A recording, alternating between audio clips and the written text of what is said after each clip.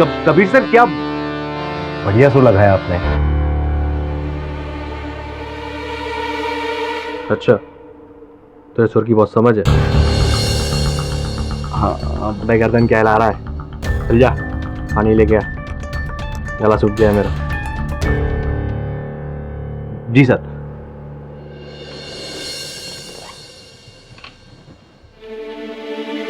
हाँ जी। कबीर मिक्सिंग हो चुकी है, गाना सुन लो तुम। नहीं गुरुजी, मैं लेट हो चुका हूँ और मुझे निकलना भी है। क्या बात करते हो, सिर्फ 5 मिनट का सवाल है। कल से इस गाने पर काम हो रहा है, अगर कोई चेंजेस करना हो तो आज के आज मैं कर दूंगा ना।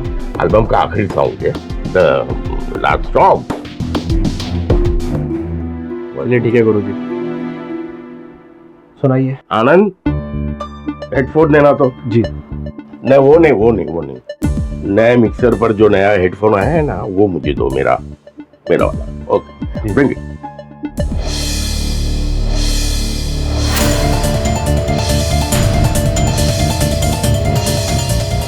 तुम्हारे एल्बम का आखिरी song, just 5 minute, the last song. शुरू करें?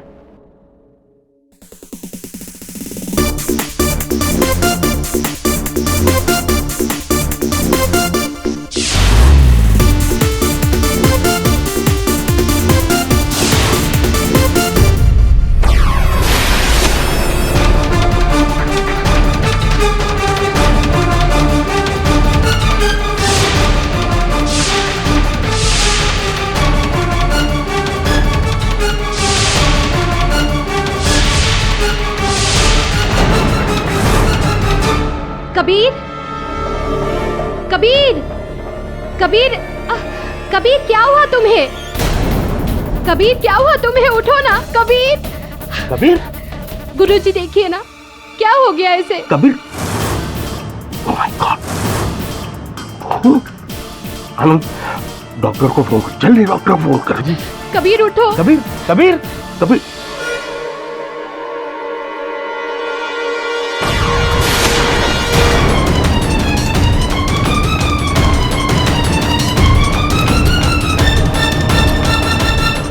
मशहूर सिंगर कबीर अली की मौत एक हादसा है या फिर हत्या?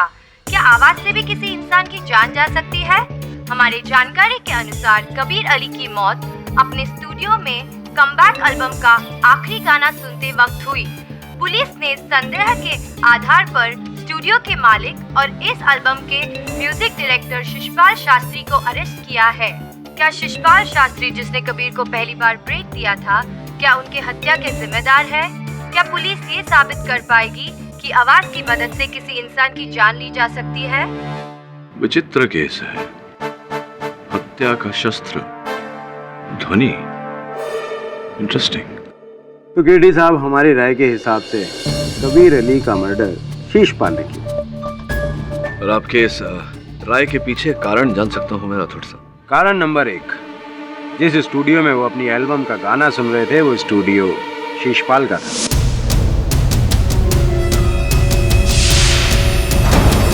कारण नंबर 2, उस दिन कबीर अली को कहीं जाना था, लेकिन शिशपाल ने उसे जबरदस्ती गाना सुनने के लिए रोका। स्टूडियो में स्पीकर्स होने के बावजूद भी शिशपाल ने कबीर अली को हेडफोन पर गाना सुनने के लिए फोर्स किया, जिससे कबीर अली की दिमाग की नसों पर जोर पड़ा और वो फट गई, जिसकी वजह से उसकी मृत्यु हो गई। पोस्टमार्टम की रिपोर्ट भी इस थियरी को सपोर्ट करती है। ये सब झूठ है, मैंने किसी को नहीं मारा। अरे कबीर मेरा स्टूडेंट था, मैंने उसे संगीत सिखाया, मैं उसे क्यों मारूं? तुम सब लोग मुझे खामखा इस केस में फंसा रहे हो। तुम चाहे जो भी कर लो, सत्य की हमेशा जीत होती है।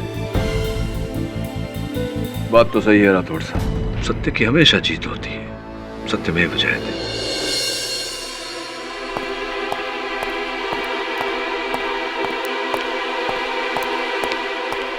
सर आपने म्यूजिक डायरेक्टर शिशपाल का केस ले लिया। आपको पता है ना सर, सारे सबूत उसके खिलाफ है। फिर क्यों सर? ना विचलित क्यों हो रहा है? ध्वनि से लोगों को कष्ट होते हुए सुना है, लेकिन क्या ध्वनि के कारण किसी को मरते हुए सुना है तूने? मैं मिला हूं शिशपाल जी से, उनकी बात सत्य है। अब इस सत्य को अदालत में साबित करना है बस। मैं कितनी बार कह चुका हूँ कि मैंने कोई खून नहीं किया है। हर मुजरिम अदालत में अपने आप को सच्चा साबित करने के लिए यही कहता है कि मैंने खून नहीं किया। आप ये बताएं कि आपका और कबीर अली का संबंध कैसा था? कैसे संबंध से क्या मतलब है आपका?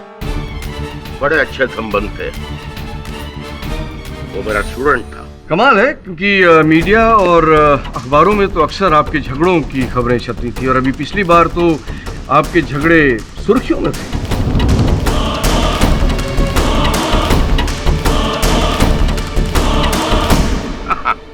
वो तो बहुत पहले की बात है, जब साहब कबीर उस समय नशे में था और जिस दिन ये घटना हुई उसके अगले दिन ही मेरे पास आया और माफी मांगी। मीडिया वालों ने ये खबर नहीं छापी, उन्हें तो सिर्फ गॉसिप चाहिए। अच्छा ये बताइए कि आपको एक इंटरनेशनल प्रोजेक्ट से जब कबीर अली ने बाहर निकलवाया था तो तब भी क्या वो नशे की हालत में था? एक नहीं, उसने कई प्रोजेक्ट से आपको बाहर निकलवाया था। नहीं, इससे साफ जाहिर होता है कि उसे आपके साथ काम करना पसंद नहीं। फिर ऐसी क्या वजह रही कि अपनी कमबैक एल्बम के लिए उसने बाकी सब म्यूजिक डायरेक्टर्स को ताक पे रख के आपको चुना? क्योंकि आप कष्ट ना करें, मैं बताता हूँ। योर ऑनर, कबीर अली जब अपनी कमबैक एल्बम के लिए नए म्यूजिक डायरेक्टर्स ढूंढ रहे थे तो शीशपाल जी को इस बात का पता चल गया। उन्होंने कबीर अली के मैनेजर से कांटेक्ट किया और उसके हाथ पांव जोड़े, मिन्नतें की कि किसी भी तरीके से मेरी कबीर अली से मीटिंग फिक्स करा।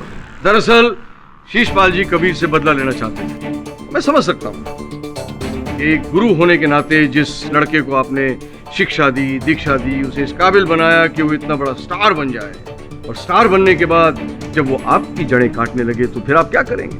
वही करेंगे जो आपने किया। ये सब झूठ है। ये सच है। कबीर अली शीशपाल जी के काम से कभी भी खुश नहीं था और रिकॉर्डिंग के दौरान इन दोनों के अक्सर झगड़े हुआ करते। कबीर, तुम्हारे सुर यहाँ वहाँ हो रहे हैं। गुरुजी, सुरों के बारे में छोड़िए, पब्लिक के बारे में सोचिए। उन्हें मेरा ये स्टाइल पसंद है। जब तुमने पहली बार मेरे पास गाना गाया था तब ये स्टाइल नहीं था तुम्हारा। तुम पब्लिक को भूल जाओ, सुरों ने तुम्हें बनाया है। कैसे भूल जाऊं गुरुजी? ये गाना मैं घर पे बैठ के सुनने के लिए रिकॉर्ड नहीं कर रहा हूँ, पब्लिक के लिए रिकॉर्ड कर रहा हूँ। शीशपाल जी ने एक ही तीर से दो शिकार किए। एक तो कबीर अली को अपने रास्ते से साफ कर दिया और दूसरा अपने डूबते हुए करियर को बचा लिया। और जाहिर है योर ऑनर कि the great singer Kabir Ali की आखिरी एल्बम कौन नहीं खरीदना चाहेगा? योर ऑनर, कबीर अली की मौत दिमाग की नस फटने से हुई है, जिसे मेडिकल लैंग्वेज में ब्रेन हेमरेज कहते हैं। उस पर मैं रोशनी थोड़ी देर बाद में डालूंगा, लेकिन उससे पहले मैं मरहूम कबीर अली की बेवा पलक अली को कटघरे में पेश करने की इजाजत चाहूंगा। इजाजत। पलक जी, कृपया करके अदालत को बताएं कि उस दिन क्या हुआ था स्टूडियो में। जी, कबीर ने हेडफोन लगाकर गाना सुनना शुरू ही किया था कि अचानक वो बहुत तड़पने लगा। कैसे? ऐसे जैसे किसी ने उसके कानों में तेजाब डाल दिया हो।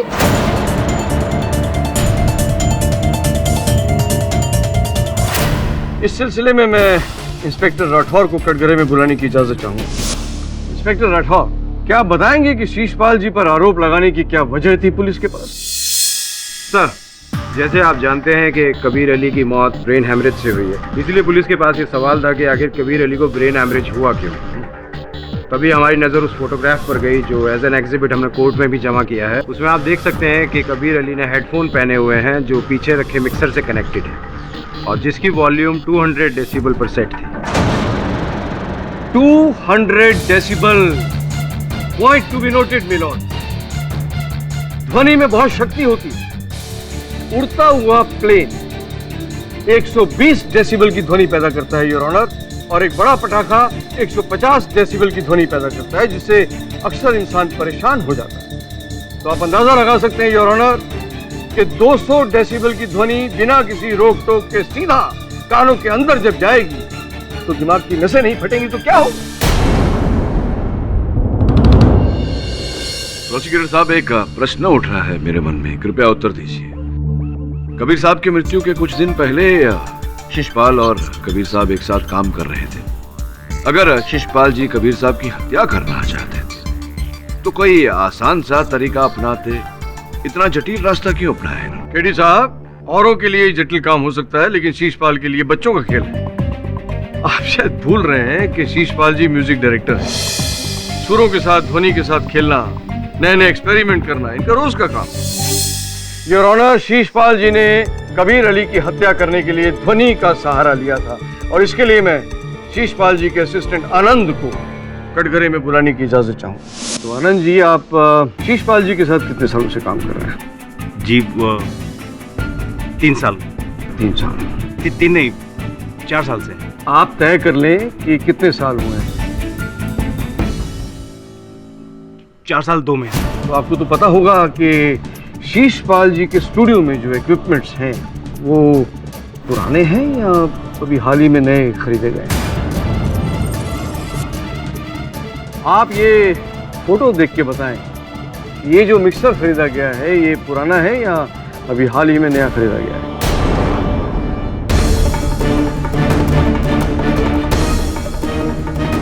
जी नया है। क्यों, पुराना मिक्सर खराब हो गया था जो नया खरीदने की जरूरत पड़ी?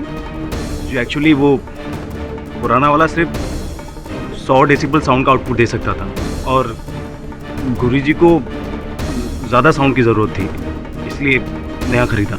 ये कबीर अली की मौत से कितने दिन पहले खरीदा गया था? 1 हफ्ता पहले।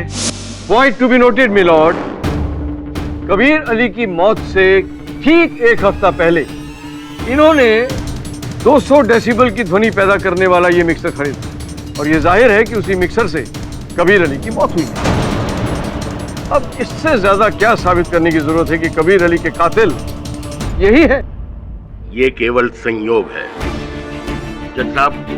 उस दिन मैंने और भी साउंड इक्विपमेंट्स खरीदे थे मेरे स्टूडियो को अपग्रेड करने के लिए, और ये सब मैंने पलक के कहने पर किया, क्योंकि वो चाहती थी कि कबीर के इस एल्बम में लेटेस्ट टेक्नोलॉजी का इस्तेमाल हो। पलक ने आपसे कहा और आपने मान लिया।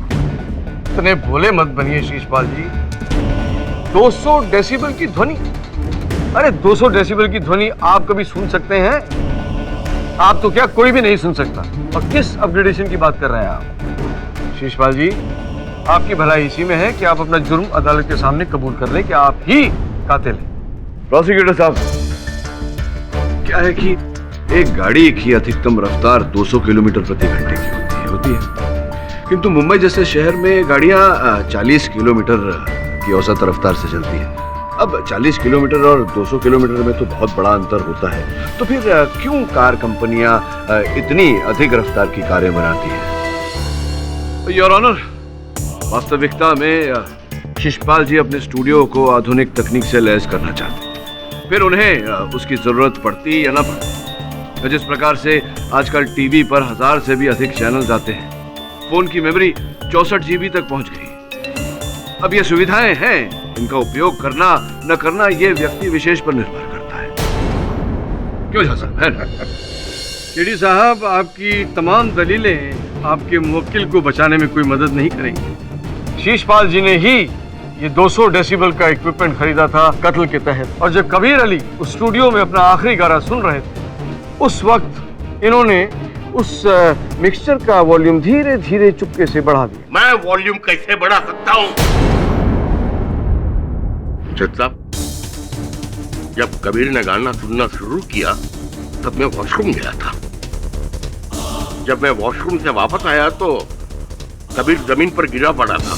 योर ऑनर, मैं अदालत में साबित कर सकता हूँ कि मिक्सर का वॉल्यूम शीशपाल जी ने ही बढ़ाया था। कैसे? आनंद से पूछते हैं। आनंद साहब, मुझे आप ये बताइए कि आपके स्टूडियो में वो जो मिक्सर है उसका वॉल्यूम बढ़ाने के लिए इंसान का वहाँ मौजूद होना जरूरी है? जी नहीं सर, हम कंप्यूटर प्रोग्राम की मदद से वॉल्यूम के उतार चढ़ाव की टाइमिंग सेट कर सकते हैं। Point to be noted my lord, Sheeshpal ji ने उस कंप्यूटर में पहले से ही साउंड बढ़ाने की प्रोग्रामिंग सेट कर रखी थी। वकील साहब, अगर मैंने प्रोग्रामिंग पहले से ही सेट किया होता तो उसका रिकॉर्ड मेरे कंप्यूटर में होना चाहिए। आप चाहो तो मेरा कंप्यूटर चेक कर सकते हो। लेकिन शीशपाल जी, मुझे लगता है कि कोई फायदा नहीं होगा, क्योंकि वो प्रोग्रामिंग जो आपने सेट की थी वो तो आपने पहले ही नष्ट कर दी होगी। आपकी कंप्यूटर के बारे में जानकारी बहुत ही अधूरी है। आपको शायद पता नहीं होगा कि अगर आप कोई चीज डिलीट करते हो, कोई डेटा डिलीट करते हो, उसका रिकॉर्ड भी कंप्यूटर में होता है। तो फिर क्या जादू से ही वॉल्यूम खुद ब खुद बढ़ गया? मुझे क्या पता, मैंने कंप्यूटर में कोई टाइमिंग सेट नहीं की थी। योर ऑनर, उस समय स्टूडियो में शीशपाल जी और आनंद के अतिरिक्त पलक जी भी उपस्थित थी। मैं उन्हें कटघरे में बुलाने की आज्ञा चाहता। पलक जी, आप भी गाती थी, अच्छा गाती थी, सुरीला गाती थी, फिर अचानक संगीत की दुनिया से संन्यास क्यों ले लिया आपने? जी, वो शादी के बाद बहुत जिम्मेदारियां बढ़ गई, बस इसलिए। जो करियर आपने खड़ा किया था कठिन संघर्ष करने के बाद, तो जिम्मेदारियों के चलते, उत्तरदायित्व के चलते आपने करियर छोड़ दिया।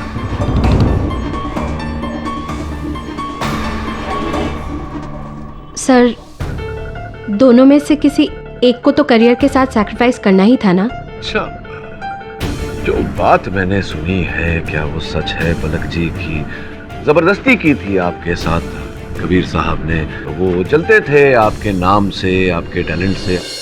ऐसा कुछ भी नहीं था। हो सकता है मैंने गलत सुना, किंतु अखबार में जो समाचार छपते थे आपके और कबीर साहब के बीच, ये जो अनबन चल रही थी, एक रिपोर्ट में लिखा हुआ था कि उन्हें नशे की लत थी, नशा करने के बाद में वो हिंसक हो जाते थे, आपको मार पीटते थे। क्या ये भी गलत है?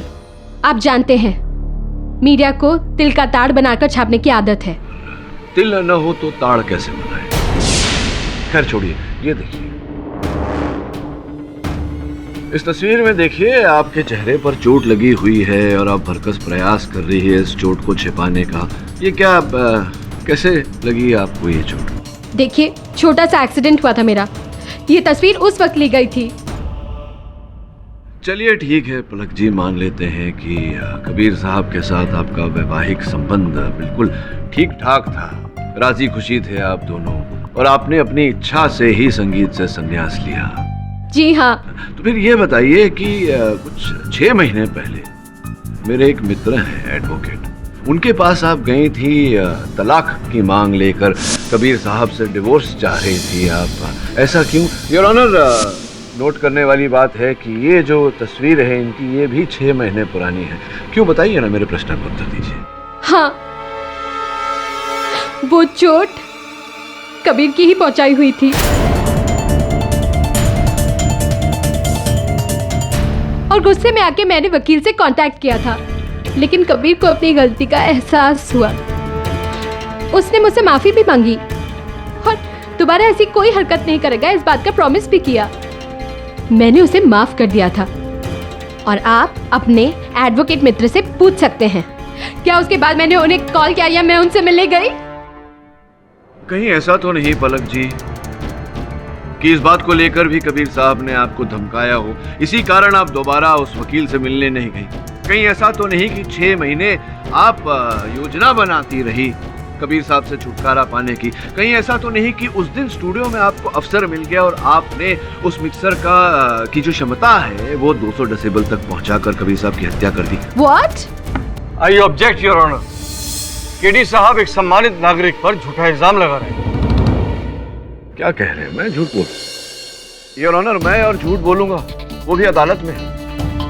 और आनंद ने अपने कथन में कहा था कि पलक जी के कहने पर शिशपाल जी ने वो मिक्सर खरीदा था, आपके कहने पर खरीदा था? हाँ, लेकिन मैंने तो वो सिर्फ बात में कह दिया था। या फिर शिशपाल जी के इस मिक्सर का फायदा उठाकर आपने अपनी योजना को फलीभूत किया?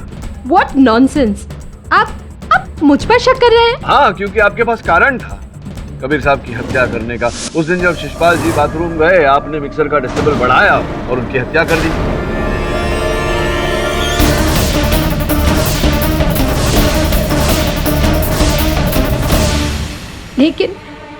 लेकिन मैं म्यूजिक उपकरण के बारे में कुछ जानती ही नहीं। उसका वॉल्यूम कैसे घटाया जाता है, कैसे बढ़ाया जाता है, मुझे नहीं पता। अद्भुत बात है, आप इतने वर्षों से प्लेबैक सिंगिंग कर रही हैं। ये जानकारी अगर आपके पास नहीं तो किसके पास होगी? देखिए मिस्टर केडी, मैंने कबीर को इस इंडस्ट्री में वापस लाने के लिए अपना सब कुछ दांव पर लगा दिया। घर, यहाँ तक कि अपने गहने भी गिरवी रख दिए सिर्फ उसकी सफलता के लिए। मैं गुरुजी के पास गई ताकि सारे म्यूजिक उपकरण अपडेट किए जा सके। अगर मेरा इरादा कबीर का खून करने का होता तो मैं ये सब करती ही क्यों? बताइए आप, क्यों करती मैं ये सब? मैंने इतने सालों तक कबीर का टॉर्चर सहा, लेकिन अब जब कबीर सुधर रहा था, वो खुद कोशिश कर रहा था सुधरने की, तब मैं उसे क्यों मारती? क्यों मारती मैं उसे? बताइए आप।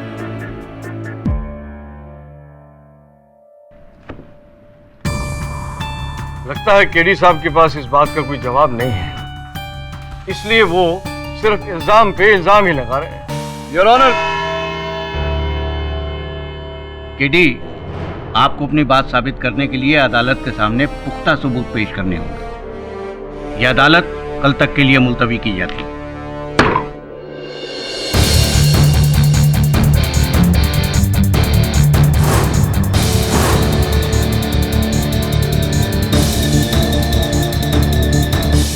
सब बहुत ही इंटरेस्टिंग फैक्ट्स है, मुझे तो इसके बारे में पता ही नहीं था। ये जानकारी जितनी दिलचस्प है उतनी आश्चर्यजनक भी। समझ रहा हूं मैं कुछ कुछ। योर ऑनर, कल रात मैंने ध्वनि की बारीकियों को समझने के लिए कुछ प्रयोग किए जो सफल रहे। अब मैं अदालत में ये स्पष्ट करना चाहूंगा कि कबीर अली की हत्या कैसे की गई। वरुण, इस मिक्सर के जरिए मैं अदालत में 200 डेसिबल की ध्वनि उत्पन्न करूंगा योर ऑनर, जो प्रोसिक्यूटर महोदय के अनुसार जानलेवा है, प्राणघातक है।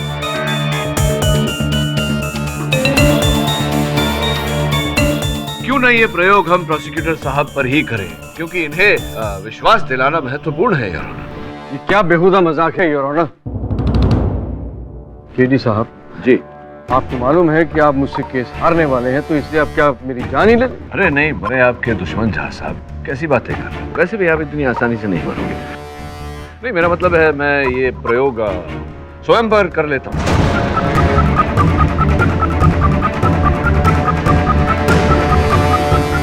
ये जो मिक्सर है, ये यहाँ इसका कंट्रोल है, इसके द्वारा आप ध्वनि 200 डेसिबल तक बढ़ाते जाएं।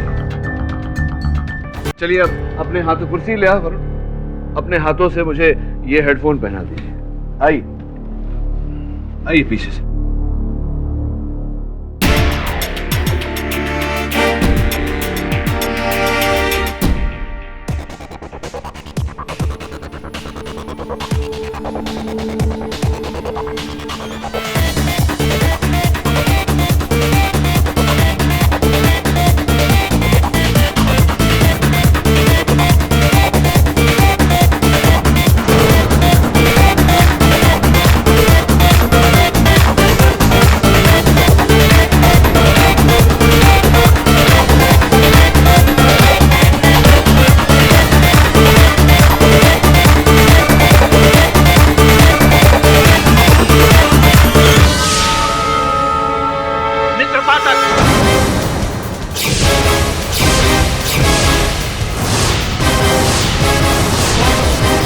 केडी, केडी,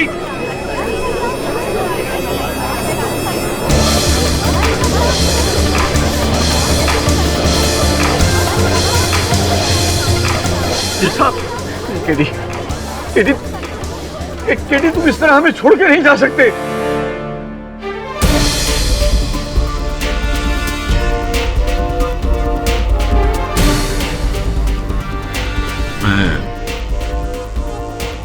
गया नहीं हो जा सकता हूँ।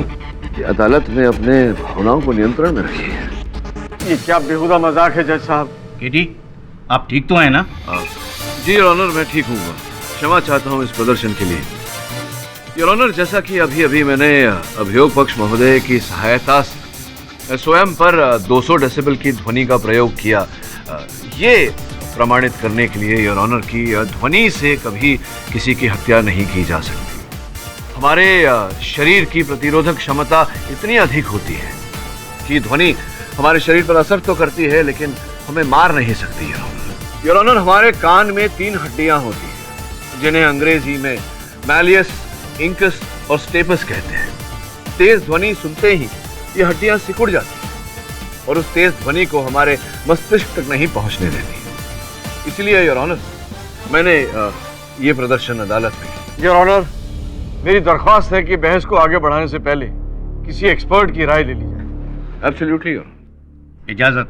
डॉक्टर साहब, केडी ने जो साइंटिफिक एविडेंसेस अदालत के सामने पेश किए हैं, उनके बारे में आपका क्या विचार है? KD is absolutely right. आपका कहने का मतलब है कि कबीर की मौत ध्वनि से नहीं हुई? नहीं, साउंड ही इनकी मौत की वजह है।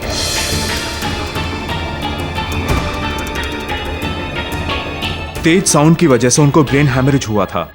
डॉक्टर, मैं कुछ समझा नहीं। एक तरफ आप कह रहे हैं कि तेज ध्वनि की वजह से मौत नहीं हो सकती, दूसरी तरफ आप ही कह रहे हैं कि तेज ध्वनि की वजह से कबीर अली की मौत हुई। आखिर सच क्या है? सच ये है कि कबीर के शरीर की प्रतिरोधक क्षमता ने काम नहीं किया। किंतु डॉक्टर साहब, उस ध्वनि ने कबीर साहब के शरीर की प्रतिरोधक क्षमता को कैसे पार कर ली? क्या वो अस्वस्थ थे? कबीर का शरीर स्वस्थ था, ये कैसे हुआ मैं नहीं जानता, पर हां, कबीर के कान में मौजूद हड्डियां तेज ध्वनि के जोखिम स्तर के बावजूद सिकुड़े नहीं थे।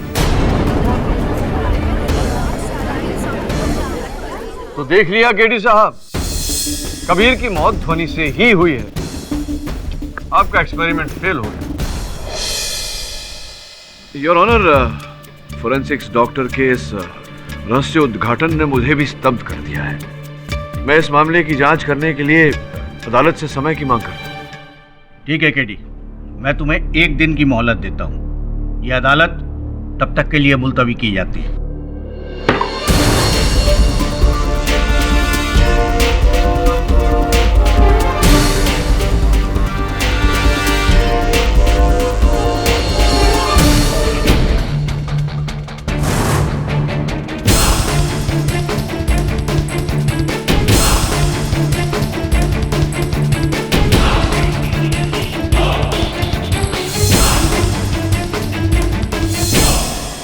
Excuse me, Katie's.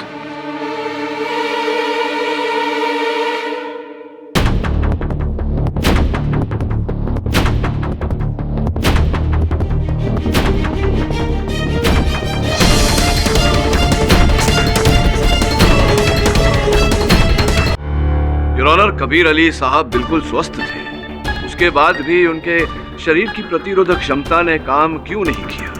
इस प्रश्न का उत्तर पाने के लिए मैं शिशपाल जी के सहायक आनंद को कटघरे में बुलाने की अनुमति चाहता। आनंद, आप गायकों का और संगीतकारों का स्टूडियो से आने जाने का प्रबंध किया करते हैं, तो क्या कभी आपने कबीर साहब के कहीं जाने का प्रबंध किया था? हाँ, एक बार मैं उन्हें रिकॉर्डिंग के दौरान डॉक्टर के पास ले गया था, पलक जी के कहने पर। तो पलक जी, कबीर साहब का स्वास्थ्य उस दिन बिगड़ गया था। कौन से वैद्य के पास भेजा था आपने उन्हें? जी, कबीर ENT स्पेशलिस्ट के पास गए थे। Ear, nose and throat. तो क्या उन्हें संभवतः ईयर में, कानों में कोई दिक्कत आ रही थी? तो ये जिस डॉक्टर के पास आपने भेजा था उन्हें, वो व्यक्ति कौन है, जरा अदालत को बताएंगे? जब मेरा खुद का भाई ENT स्पेशलिस्ट है, तो मैं कबीर को किसी और के पास क्यों भेजूंगी? हाँ, ये बात तो है। जब घर ही में काम हो जाए तो किसी को बाहर क्यों भेजना? सुना है कि आपके भाई साहब जो थे, उनकी बनती नहीं थी कबीर साहब के साथ, और वो ये जो विवाह आपका हुआ कबीर साहब के साथ, उसके भी विरुद्ध थे, और इस विषय पर कबीर साहब के साथ वाद विवाद भी हुआ था। सच है ये बात? विवाह किया था आपकी बहन ने कबीर साहब के साथ। क्या आपने इस बात को, इस विवाह को अपना समर्थन दिया था? खुश थे आप इस बात से? नहीं, मेरी बहन ही मेरा परिवार है, और कबीर दूर दूर तक उसके लायक नहीं था। मैंने पलक को बहुत समझाया, लेकिन उसने मेरी एक ना सुनी और कबीर से शादी कर ली। लेकिन शादी के बाद ही कबीर ने अपना असली रंग दिखाना शुरू कर दिया। मैं तुम्हें कितनी बार समझाया कि कबीर को डाइवोर्स दे दो, वो तुम्हारे लायक नहीं है, और ना ही कभी वो सुधर। तुम मेरे घर पे क्या कर रहे हो? मैं यहाँ अपनी बहन से मिलने आया हूँ।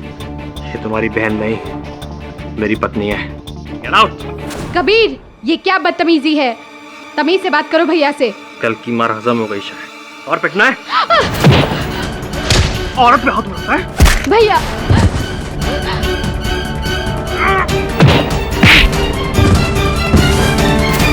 तो आपने अपनी बहन पलक की समस्या ही हल कर दी कबीर साहब की हत्या करके।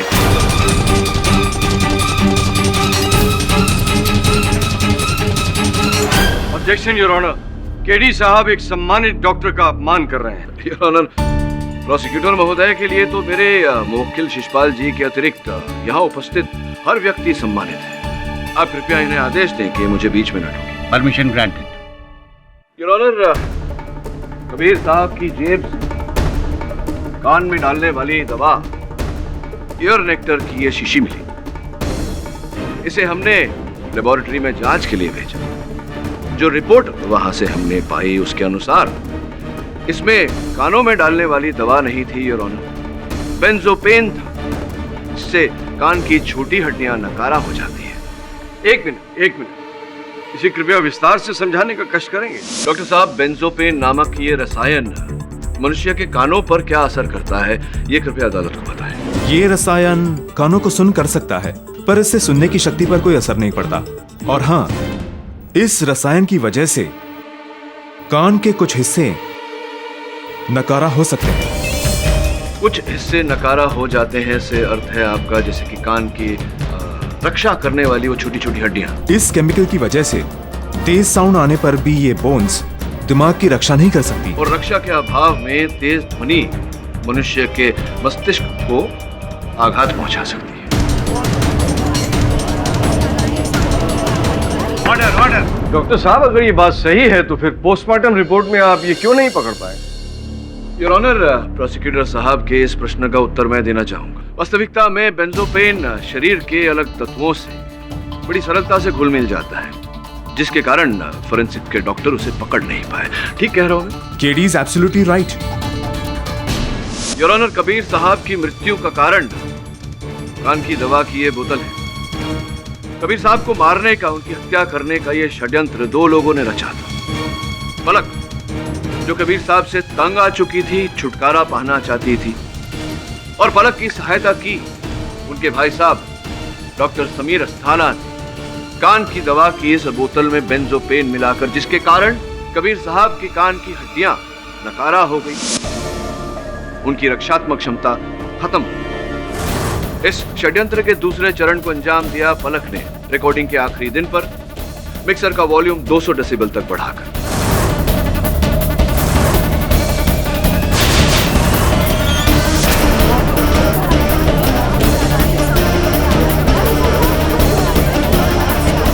ऑर्डर। केडी साहब, मैं एक डॉक्टर हूँ, केमिस्ट नहीं। मेरा काम है दवा लिख के देना, और जिस दवा को आप अदालत में सबूत बनाकर पेश कर रहे हैं, वो दवा मैंने कबीर को प्रिस्क्राइब की थी, दी नहीं थी। कबीर ने वो दवाई बाहर किसी केमिस्ट से ली थी। उसमें बेंजापेन कहाँ से आ गया मैं नहीं जानता। क्या सबूत है आपके पास इस बात का कि आपने दी नहीं थी? ये आप आनंद से पूछ सकते हैं, वो वहीं पे था, या फिर मेरी सेक्रेटरी अलीशा से पूछ लीजिए। कबीर ने उससे ये भी पूछा था कि बाहर केमिस्ट खुला है कि नहीं। ऑब्जेक्शन योर ऑनर, केडी साहब शीशपाल जी को बचाने के लिए उल जलूल दलीलें पेश कर रहे हैं। इससे पहले इन्होंने जो भी सबूत दिए हैं वो अंत में गलत साबित हुए हैं। आखिर ये हो क्या रहा है अदालत में योर ऑनर?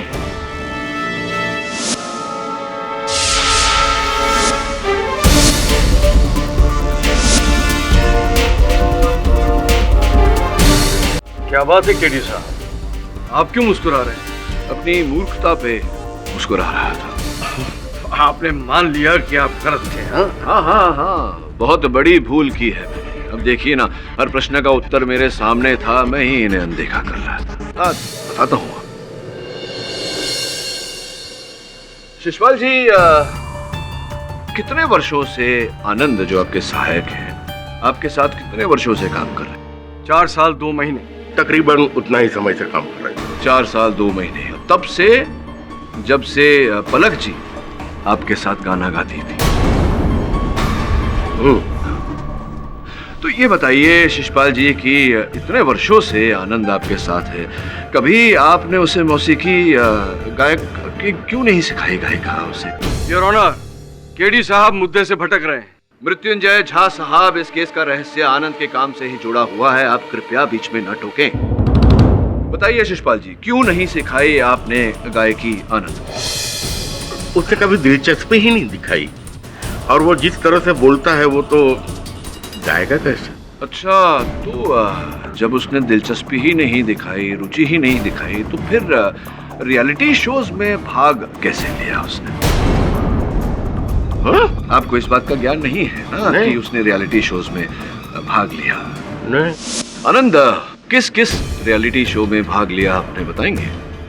देखिए, झूठ मत बोलिएगा, मेरे पास उस हर रियलिटी शो की रिकॉर्डिंग है। जी, म्यूजिकल आइडल, म्यूजिकल आइडल, गाना और बजाना, गाना और बजाना, म्यूजिकल आइडल 2, म्यूजिकल आइडल 2।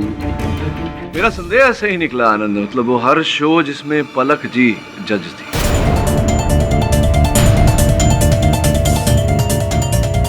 दुनिया को धोखा दे सकते हो लेकिन मेरी आंखों को नहीं। मैंने देखा कि जब जब तुम पलक जी को देखते हो तुम्हारे अंदर एक उत्तेजना सी भर जाती है। योर ऑनर, मैंने पलक अली जी के हर शो की रिकॉर्डिंग देखी और अनेक स्थान पर मुझे आनंद दिखाई दी।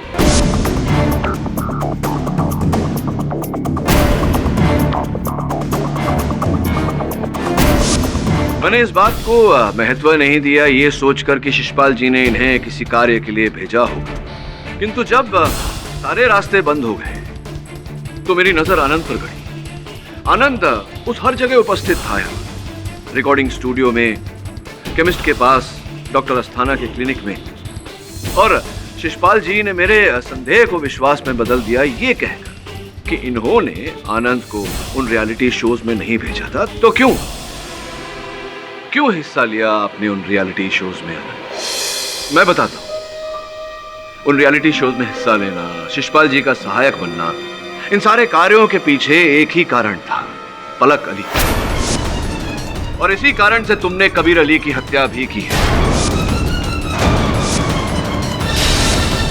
योर ऑनर, किसी का प्रशंसक होना कोई बुरी बात नहीं, किंतु जब यह प्रशंसा, यह सम्मान सनक बन जाए तो तकलीफ हो जाती है, घातक बन जाती है। और ऐसा ही इस केस में हुआ। क्या मैं सही कह रहा हूं या मैं सही कह रहा हूं आनंद जी? देखिए, मैं पलक का प्रशंसक नहीं हूं, मैं पलक से प्यार करता हूं।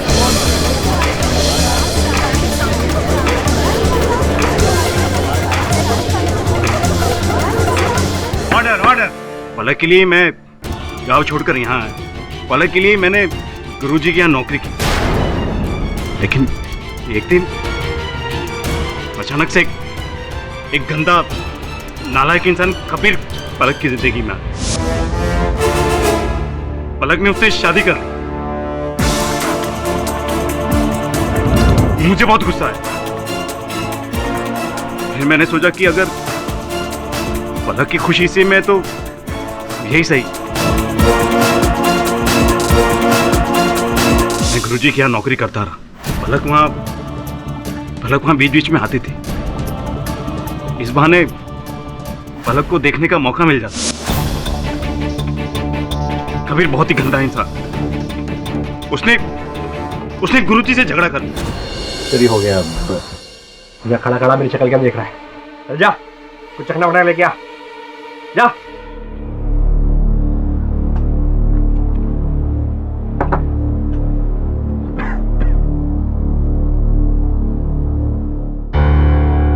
कबीर, तुम शराब पी रहे हो स्टूडियो में, काम की जगह पर? अरे ये मेरा मंदिर है, मंदिर। यहाँ पर मैं पूजा करता हूँ। अरे होगा ये आपका मंदिर, लेकिन मैं जो चाहे वो कर सकता हूँ। मैं स्टार हूँ, स्टार। बाहर निकलो यहाँ से। आओ। नहीं करना मुझे आपके साथ काम। पलक ने स्टूडियो में आना बंद कर दिया। मैं पागल हो रहा था। मैं समझ नहीं पा रहा था कि पलक को कैसे मिलूं, कहां से देखूं।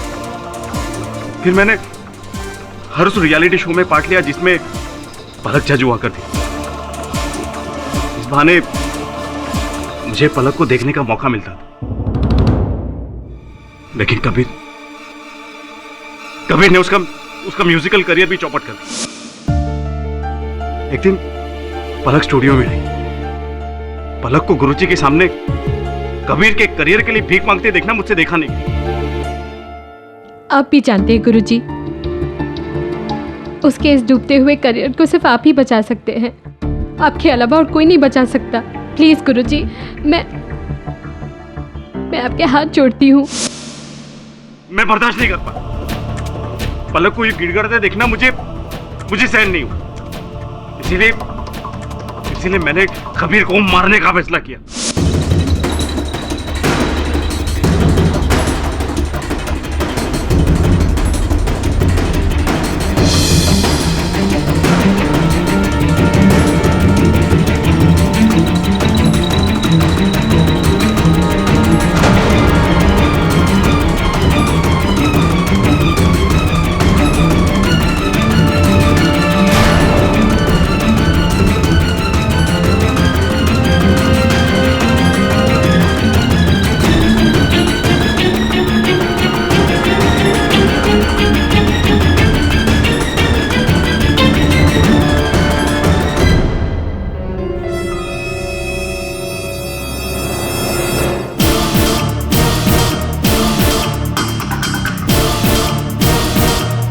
चल जा, पानी ले गया।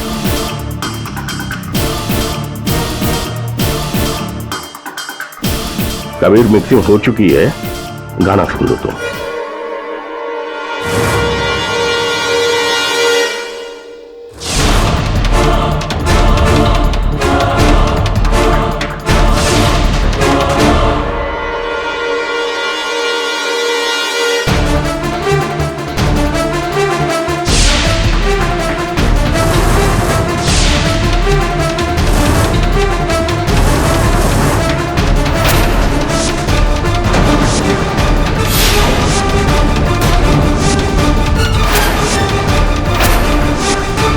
मेरे दिमाग में आया कि मैं 200 डेसिबल की क्षमता वाला म्यूजिक कंसोल और बेंजोपिन रसायन की मदद से कबीर की हत्या कर सकता हूँ।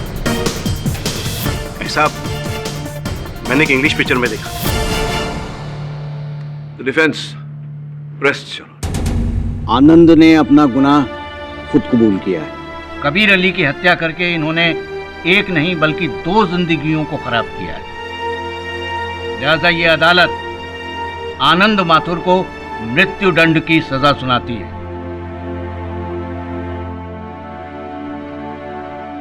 और शिषपाल शास्त्री को तमाम इल्जामात से बाइज्जत बरी करती है। The case is close.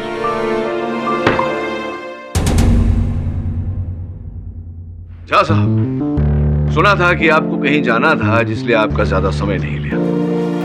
Ajay, गाना वाना गाते हैं या नहीं? नहीं बाबा, मैं नहीं गाता। झूठ मत बोलिए झा साहब, बाथरूम में तो गाते ही होंगे, हम सब गाते हैं। योर ऑनर, कोर्ट की इतनी बड़ी बेइज्जती मैंने पहली बार देखी। देश के इतने बड़े वकील केडी पाठक साहब, उन्होंने अपने मुवक्किल से झूठ बोलवाया सिर्फ अपना केस जीतने के लिए।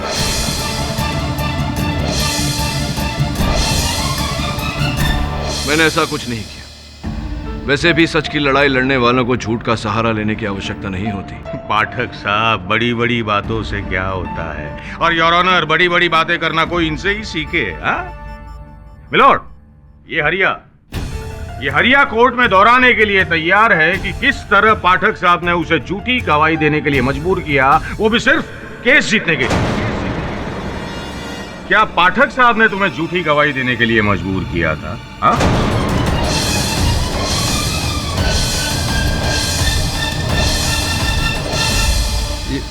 मैं वो उस दिन। बोलो। घबराओ मत हरिया, लो पानी पियो।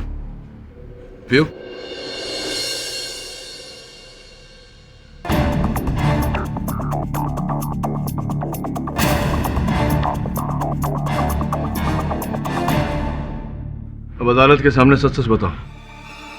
चिंता मत करो, हम सब तुम्हारे साथ है। बताओ क्या हुआ था उसे।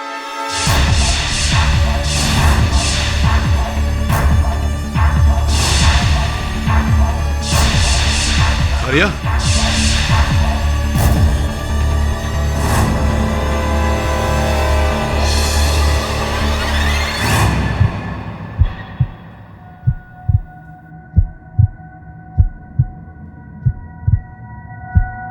योर ऑनर, एम्बुलेंस बुलाने का आदेश दीजिए।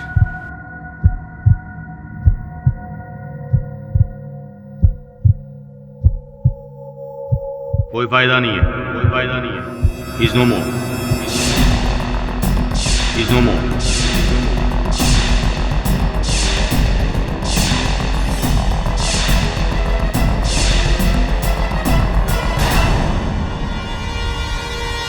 सर, हरिया को जहर दिया गया था। आपने देखा उसके मुंह से कैसे झाग निकल रहा था? संभवतः जहर उस पानी में था जो मैंने उसे पिलाया। लेकिन प्रश्न ये उठता है कि बीच अदालत में उस पानी में जहर आया कहां से? मैं समझाता हूं कैसे छूटी हरिया के सांसों की डोर। ये बताने आ गए हैं इंस्पेक्टर राठौर। फॉरेंसिक की अगर माने तो जहर इसमें था। ये तो मेरा रुमाल है। ये कैसा बेहुदा आरोप है इंस्पेक्टर राठौर? भरी अदालत के सामने पाठक साहब ने इस रुमाल से उस लाश को पहुंचा था।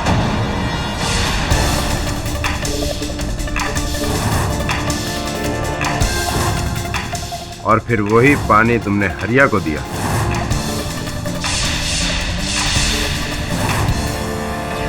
आई am sorry to say, but you are under arrest.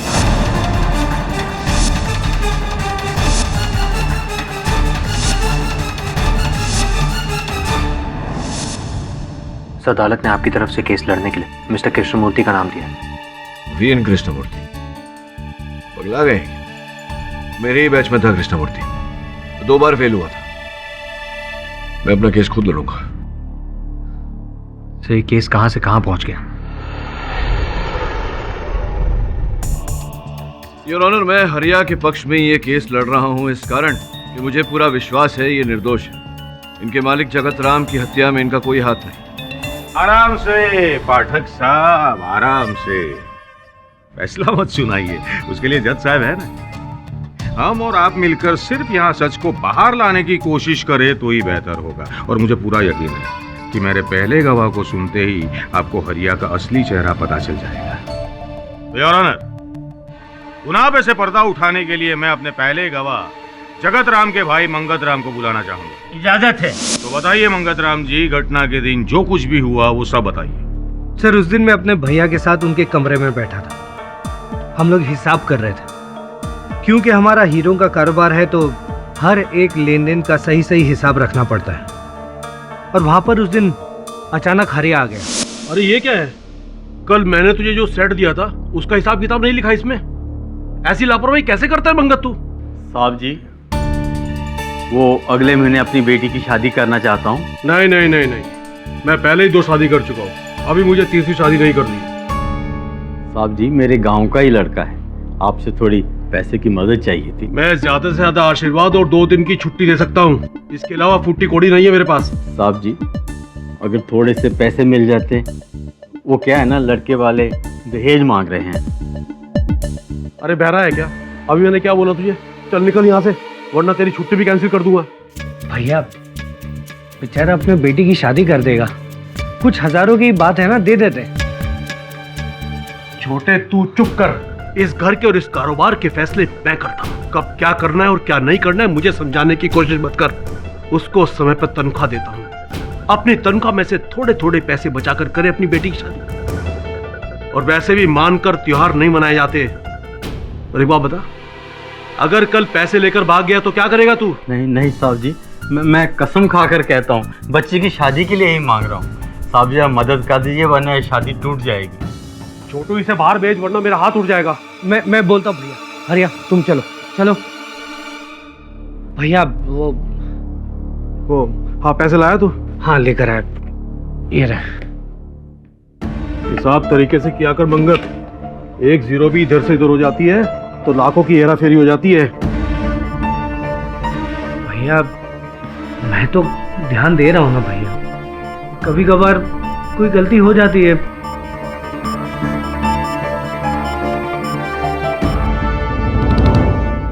अरे तुझे जाने के लिए कहा था, यहाँ खड़ा क्या कर रहा है? साहब जी, मैं फिर से विनती करने आया था, आपके अलावा मेरी और कोई उम्मीद नहीं है। साहब, थोड़ा मदद कर दीजिए ना। अभी करता हूँ तेरी मदद। अगर दोबारा इधर नजर आया ना तो हाथ पैर तोड़ दूंगा। वो दरवाजे पर खड़ा हुआ था, कहाँ रहता है तुम्हारा दिमाग? कुछ काम के नहीं हो तुम लोग, कोई भी काम होश में नहीं करते, नहीं कब करेंगे। तिजोरी में कितने रुपये? 50 लाख।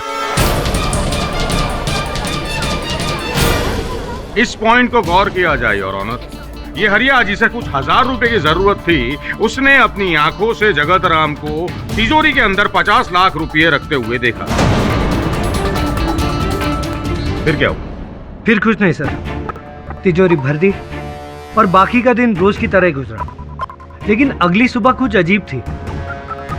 भैया को सुबह सुबह जल्दी उठने की आदत थी, लेकिन उस दिन वो देर तक सोते रहे। इसलिए छोटी भाभी चाय लेकर उन्हें जगाने गई। एक मिनट। छोटी भाभी यानी उनकी दूसरी बीवी, right?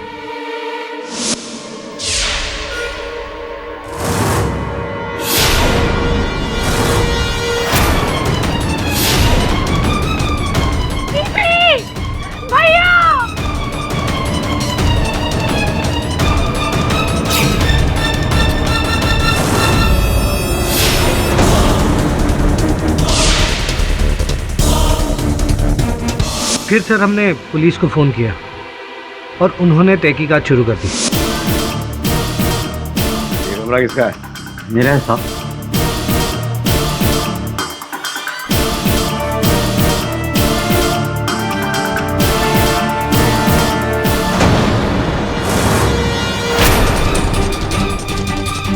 Your honour, postmortem report में साफ साफ लिखा है कि जगत राम की मृत्यु जहर खाने की वजह से हुई।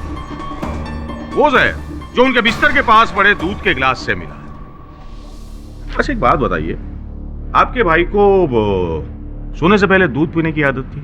जी सर, आज से नहीं काफी सालों से। अच्छा ये बताइए कि ये गर्म दूध उन्हें कौन देता था?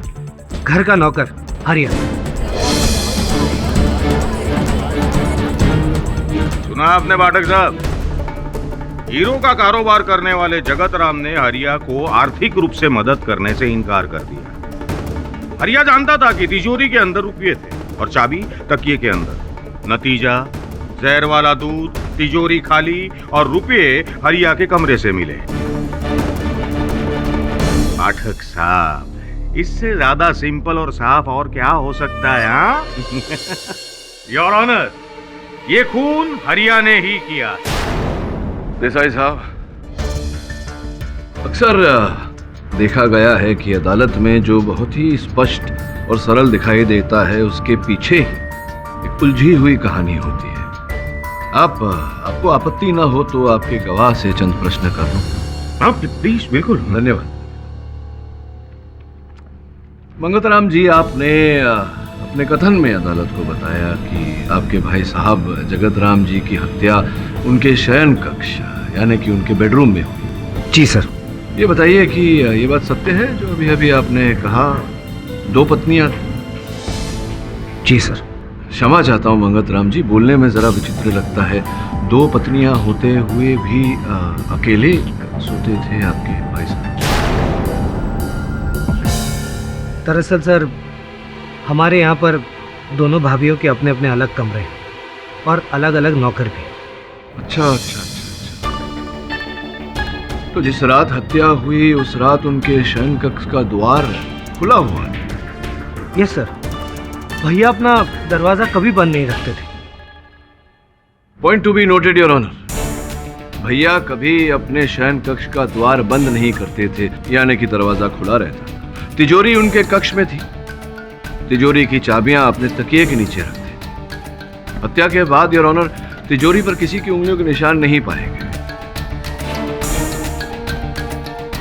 ऐसे में केवल हरिया पर संदेह करना ये तो उचित बात नहीं। उचित होगा मिलॉर्ड, क्योंकि तिजोरी की चाबी कहाँ होती है ये सबको पता था, लेकिन तिजोरी के अंदर कितने रुपये हैं ये हरिया के अलावा और कोई नहीं जानता। सही है ना मंगत जी? बिल्कुल सर, हमारे अलावा किसी को ये बात पता नहीं थी। ये तो हरिया भी अचानक आ गया तो इसलिए उसने देख लिया, वरना भैया पैसों की बात कभी किसी के सामने नहीं करते थे। सुना पाठक साहब, और बाकी रहा फिंगरप्रिंट का सवाल, तो उसे मिटाना कितना मुश्किल है। और ऑब्वियसली जगत राम के कमरे में होते उसकी तिजोरी को हाथ लगाना बहुत ही मुश्किल है। इसलिए पैसों तक पहुंचने के लिए सबसे पहले जगत राम को मौत के घाट उतारना जरूरी था। हरिया ने ठीक बिल्कुल वही किया और उसने रात को जगत को पीने वाले दूध में जहर मिला दिया।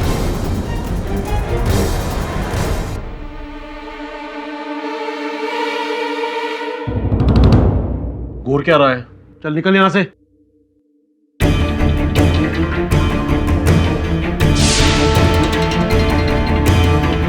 और उसके बाद 10-15 मिनट के बाद हरिया कमरे में आया। तब तक जगत जी ने दम तोड़ दिया था और उसके लिए पैसे चुराना बहुत ही आसान था।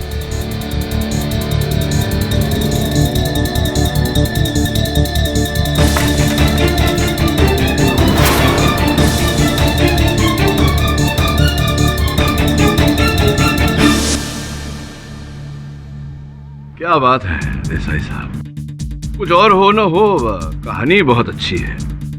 तो ऐसा प्रतीत होता है कि किसी जासूसी पुस्तक से कुछ पन्ने निकाले गए हैं।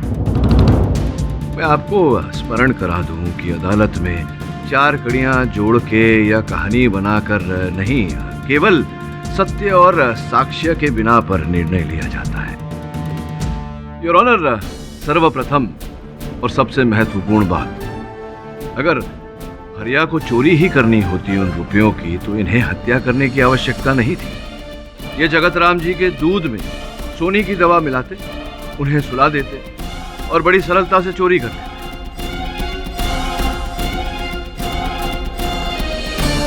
इसका अर्थ ये है कि जिसने भी जगत राम जी की हत्या की है वो जगत राम जी की हत्या करना चाहता था। और यही उद्देश्य हरिया का भी था।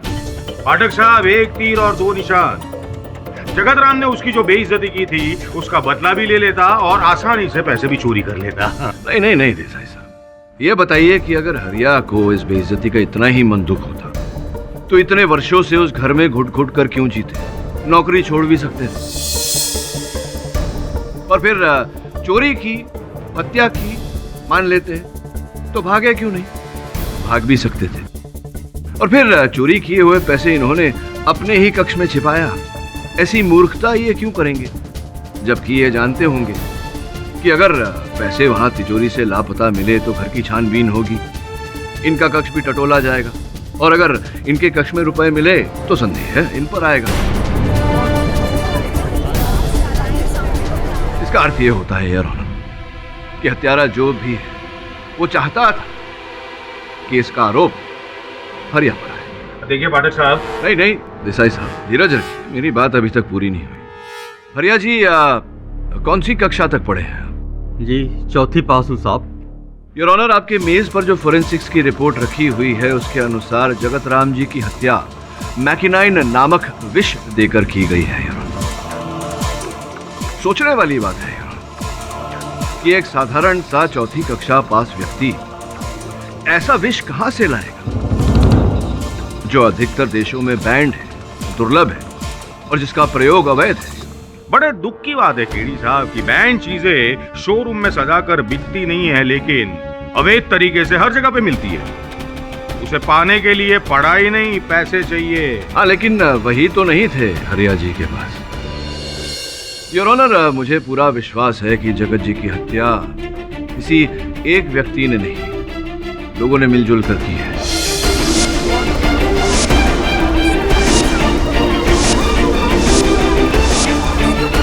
तो मंगत जी, आपके कथन के अनुसार जगत जी जो थे वो पक्के व्यापारी थे, पैसों को इधर उधर करना, घुमाना फिराना इत्यादि इत्यादि।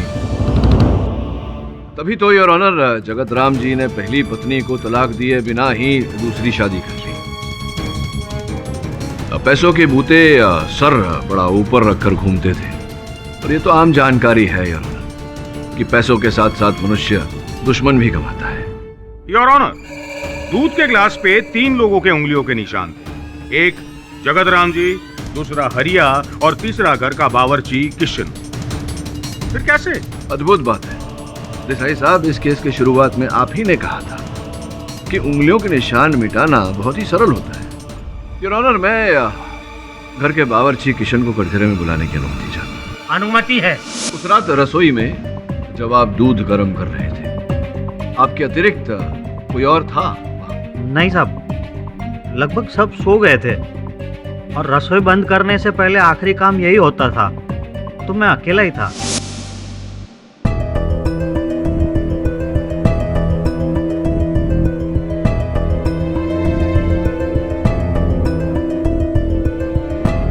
हरिया, हरिया साहब का दूध गर्म हो चुका है, दे दो वरना वापस डांट पड़ेगी। फिर मैं सोने चला गया। अच्छा, तो जाइए बैठिए ना, खड़े क्यों? योर ऑनर, बावर्ची का स्वर इतना ऊंचा था कि स्पष्ट बात है घर में बाकी लोगों ने भी सुना होगा कि जगत जी को दिए जाने वाला दूध तैयार है। और अगर बाकी लोगों ने सुना तो हत्यारे ने भी सुना।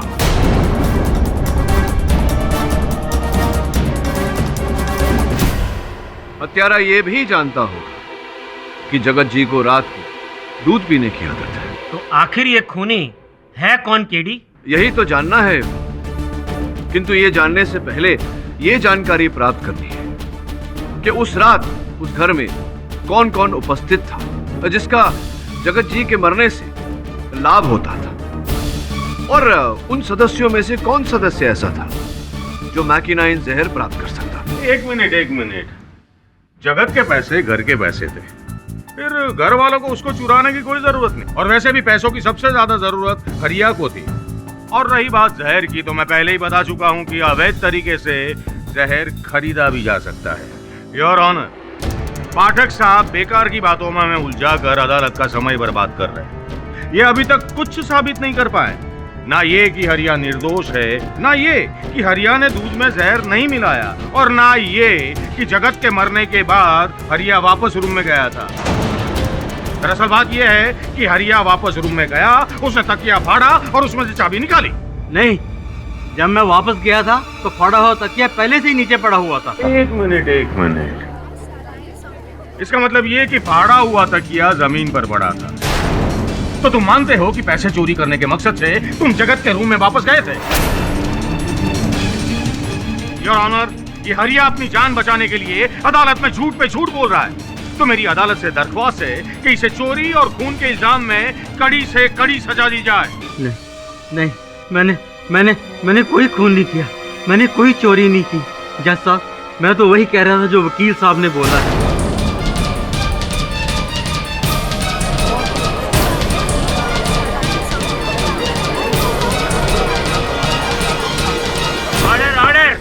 शांत हो जाइए आप लोग। ये मैं क्या सुन रहा हूँ पाठक साहब? एक मुकदमा जीतने के लिए आपने अपने मुवक्किल से झूठ बुलवाया?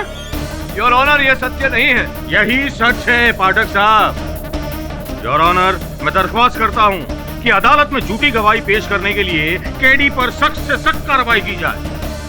इस अदालत के लिए काफी शर्म की बात है कि केडी जैसे जाने माने इज्जतदार वकील इस मुकदमे को जीतने के लिए इस तरह के पैंतरे अपनाएं। लेकिन बस केडी, बस, बहुत सुन लिया।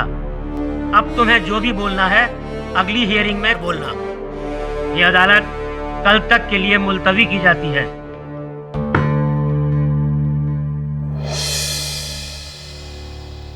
मैंने कोई खून नहीं किया, मैंने कोई चोरी नहीं की। जज साहब, मैं तो वही कह रहा था जो वकील साहब ने बोला है। इस अदालत के लिए काफी शर्म की बात है कि केडी जैसे जाने माने इज्जतदार वकील इस मुकदमे को जीतने के लिए इस तरह के पैंतरे अपनाएं। बस केडी, बस, बहुत सुन लिया। अब तुम्हें जो भी बोलना है अगली हियरिंग में बोलना।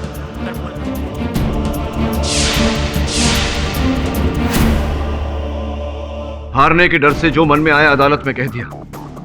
अब आपके कथन का क्या परिणाम होगा ये जानते हैं आप? कितना गंभीर आरोप लगाया गया मुझ पर। मैं अदालत में आपको बचाने का प्रयास कर रहा था, आपको निर्दोष प्रमाणित करने का प्रयास कर रहा था। और क्या कहा आपने अदालत में? क्या आपने झूठ बोला मेरे कहने पर, मेरे उकसाने पर? मैंने अपने फायदे के लिए आपको झूठ बोलने को कहा। आप वापस कमरे में गए थे, ये बात आपने मुझे क्यों नहीं बताई? संभवतः आप ही ने हत्या की और वो चोरी भी आप ही ने की। नहीं साहब, नहीं साहब, मैंने कुछ नहीं किया। मैं बस बहुत डर गया था। मैंने वाकई कोई खून नहीं किया सर। अदालत न्याय का मंदिर होता है और न्यायालय में कोई सच को लेकर खिलवाड़ नहीं कर सकता जैसा कि आपने किया है। और आपने जो किया है उसका भुगतान आपको भरना पड़ेगा। जो झूठ आपने बोला है, अब आप देखिए मैं अदालत में क्या करता हूं। सबके सामने सच को लाऊंगा।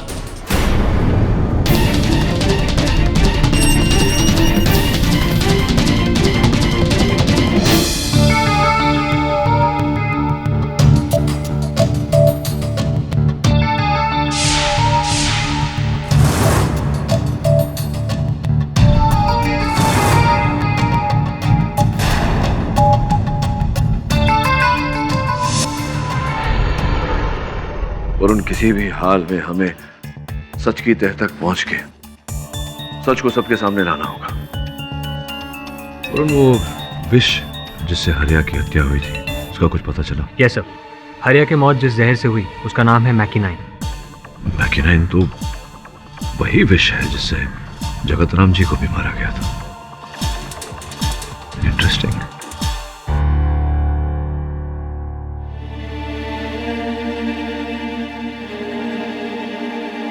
देश के इतने बड़े वकील को कटघरे में खड़ा देखना अच्छा नहीं लगता, पर क्या करें, कानून सबके लिए एक होता है। योर ऑनर, मिस्टर पाठक पर अपने मुवक्किल से झूठी गवाही दिलवाने और फिर पकड़े जाने पर उसे जहर देकर मार डालने की कोशिश का आरोप है। तुम कुछ कहना चाहते हो केडी?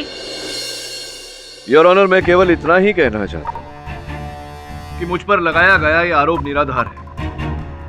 मैंने ना हरिया से झूठी गवाही दिलवाई है, ना उसकी हत्या की। सोचने वाली बात है योर ऑनर, अगर मुझे हरिया की हत्या करनी होती तो मैं ऐसे भरी अदालत में सबके सामने उसकी हत्या करके स्वयं को क्यों फंसाता? गुस्सा पाठक साहब, गुस्सा। ठीक इसी तरह किसी ने उंगली उठाई थी। आप हरिया से बहुत नाराज है ना? योर ऑनर, अपनी बात साबित करने के लिए मैं जेल गार्ड चरण सिंह को बुलाना चाहूंगा। अच्छा चरण सिंह, जेल में तुमने हरिया और पाठक साहब के बीच की बात सुनी तो क्या कह रहे थे एक दूसरे से? और जरा अदालत को भी बताओ। जज साहब, केडी साहब बहुत गुस्से में थे और हरिया उनसे गिड़गिड़ाकर उनके सामने माफी मांग रहा था, लेकिन केडी साहब ने उसकी एक नहीं सुनी। वो हरिया पर बहुत ज्यादा नाराज थे। इतना ही नहीं जज साहब, केडी साहब ने हरिया को धमकी भी दी कि कल देखना कोर्ट में मैं क्या करता हूं। सुना योर ऑनर, पाठक साहब ने हरिया को धमकी दी कि देख अब कल कोर्ट में मैं क्या करता हूं। और क्या हुआ? दूसरे ही दिन कोर्ट में हरिया की मौत।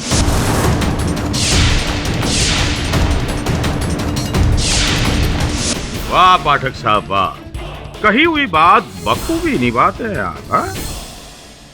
योर ऑनर, मैं चरण सिंह से प्रश्न करना चाहूंगा। इजाजत। चरण सिंह जी, उस समय जब मैं हरिया से बातचीत कर रहा था, क्या पूरे समय आप वहां उपस्थित थे? क्या आपने पूरी बात सुनी? हाँ, मैंने सुनी है, लेकिन उस दिन मुंबई कोलकाता का मैच हो रहा था और मैं बीच बीच में स्कोर देखने जा रहा था। योर ऑनर, चरण सिंह ने आधी अधूरी बात सुनी और बात को कुछ और ही समझा। मैं हरिया से ये कह रहा था कि अगर मुझे जरा सी भी शंका हुई कि जगत राम की हत्या में उसका हाथ है तो मैं उसे अदालत में कड़ी से कड़ी सजा दिलवाऊंगा, सत्य को सामने लाऊंगा। और सच सामने आ ही गया है ना? पानी में जहर मिलाकर तुमने हरिया को मौत के घाट उतार दिया और उस ग्लास को हाथ रुमाल से साफ कर रहे थे, वो अदालत ने देखा था। उसी हाथ रुमाल में जहर लेकर आए थे ना तुम? देसाई साहब, हर सिक्के के दो पहलू होते हैं। अगर मैं आपसे ये कहूं कि जहर पहले से ही पानी में उस ग्लास में उपस्थित था और वहां से मेरे रुमाल पे लगा, तो क्या अदालत में आप इस बात को झुटला पाएंगे? फिर अदालत को गुमराह किया जा रहा है जज साहब। किसी को कैसे पता था कि हरिया को वही जहर वाला पानी दिया जाएगा और किसी को उसकी मौत से क्या मिलता?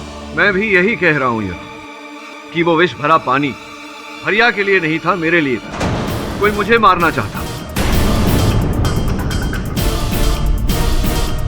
और सबसे विशेष बात यह है यार कि उस पानी में मैकिनाइन विष मिला था, वही विष जिससे जगत राम की हत्या हुई। मान लिया पाठक साहब कि वो जहर आपके लिए था, पर सवाल ये है कि वो जहर उस ग्लास तक पहुंचा कैसे? योर ऑनर, मैं समझता हूं कि मुझ पर आरोप है और संभवतः थोड़ी शंका भी। मैं अदालत से अनुरोध करता हूं कि मुझे अपना पक्ष लेने के लिए कटघरे से बाहर आने की अनुमति दी जाए। इस अदालत के लिए असली खूनी और सही मुजरिम तक पहुंचना बहुत ही आवश्यक है। इसलिए मैं अनुमति देता हूं। योर ऑनर, मैं देसाई साहब की बात से, इनके प्रश्न से सहमत हूं। मैं भी अचंभित था कि ऐसा कैसे हुआ, किंतु फिर मेरे सहायक वरुण की सहायता से मुझे इस प्रश्न का उत्तर मिला। योर ऑनर, जब पानी रखा गया तब साफ, गिलास भी साफ था, पानी भी साफ। तो फिर अंततः पानी में वो विष आया कैसे? हरिया की मृत्यु के बाद पुलिस ने कुछ चित्र लिए थे यहाँ। योर ऑनर, इन चित्रों को ध्यान से देखेंगे तो पाएंगे कि हर गिलास पर एक ढक्कन लगा हुआ है। जब मैंने हरिया को पानी दिया था, मेरे गिलास पर भी ढक्कन लगाया था, जिसे मैंने हटाकर वहां मेज पर रखी और गिलास हरिया को दिया। किंतु हरिया की मृत्यु के बाद उस मेज से वो ढक्कन लापता हो गया। कैसे? इसकी पुष्टि करने के लिए मैं इंस्पेक्टर राठौर को कटघरे में बुलाने की अनुमति चाहता हूं। राठौर साहब, कृपया अदालत को बताएं कि जिस समय हरिया की मृत्यु हुई उस समय क्या, जैसा कि मेरे ग्लास पर लगा हुआ ढक्कन, इस प्रकार का ढक्कन आपको उस समय अदालत से बरामद हुआ? सर, मिस्टर केडी पाठक की रिक्वेस्ट पर हमने अदालत की पूरी बारीकी से जांच की, लेकिन ऐसा ढक्कन हमें कहीं नहीं मिला। इससे स्पष्ट होता है योर ऑनर कि जो विष गिलास में था, गिलास के पानी में था, वो पहले उस ढक्कन पर था। एक मिनट पाठक साहब, लेकिन जहर तो आपके रुमाल पर था ना? देसाई साहब, विष पहले ढक्कन पर था, ढक्कन पर से गिलास में गया, वहां से पानी में गया, और जब मैंने हरिया को पानी पिलाने से पहले अपने रुमाल से गिलास को पोंछा, तब वो विष मेरे रुमाल पर आ गया। समझे? नहीं समझे? एक मिनट, ऐसे कैसे हो सकता है? अदालत में कौन है? देसाई साहब पूछना चाह रहे हैं योर ऑनर कि कौन है जो मेरी हत्या करना चाह रहा था। इस प्रश्न का उत्तर बहुत सरल है योर ऑनर, वही जिसने जगत राम जी की हत्या की, क्योंकि हत्यारा जान गया था कि हम सत्य के निकट पहुंच रहे हैं। वो मेरा मुंह बंद करवाना चाह रहा था। दुर्भाग्यवश वो पानी हरिया ने पी लिया और उसकी मृत्यु हो गई।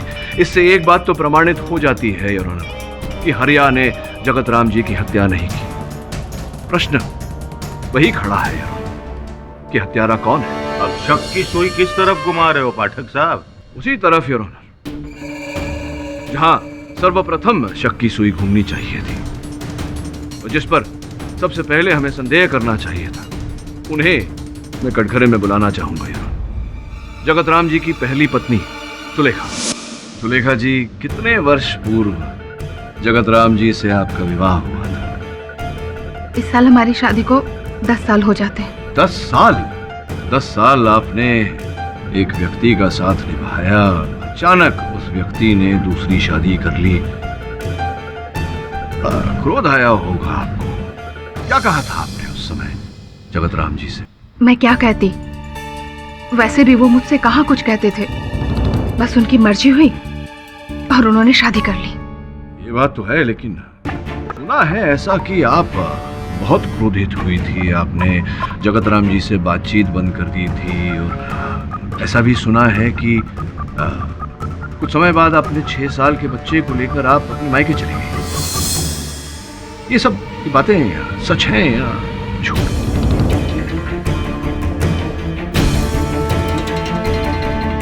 सच है या झूठ सुलेखा जी? हाँ, ये सच है। और फिर समय पहले आपने सब कुछ भुलाकर, उन्हें क्षमा करके आप वापस लौट आए। सच है? तो मैं क्या करती? कब तक अपने मायके बैठी रहती? वापस तो मुझे आना ही था। कितने दिन पहले आप लौटी? अभी कुछ दिन पहले। कुछ दिन पहले या जगत राम जी की हत्या से 3 दिन पहले?